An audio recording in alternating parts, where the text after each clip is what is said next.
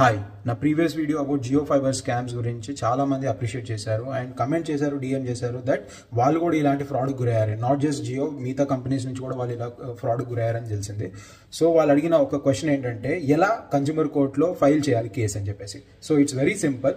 National consumer help line ఉంది, that is 1800114400 are 1915. ఈ రెండు నెంబర్లలో ఏ నెంబర్కైనా మీరు కాల్ చేయండి. కాల్ చేసిన తర్వాత మీరు వాళ్ళకి మీ పూర్తి డీటెయిల్స్ లైక్ కంప్లైంట్ ఎవరి గురించి, దేని గురించి, మీకు ఎంత చీట్ అయింది, లేకపోతే ఎలా మీరు ఫ్రాడ్కి గురయ్యారు, ఇవన్నీ డీటెయిల్స్ వాళ్ళకి చెప్తే వాళ్ళు కంప్లైంట్ రేజ్ చేస్తారు. కాకపోతే కంప్లైంట్ రేజ్ చేసిన తర్వాత మీ దగ్గర ప్రూఫ్స్ ఉండాలి, like call recordings or bills or slips, ఏదైనా కానీ పర్లేదు.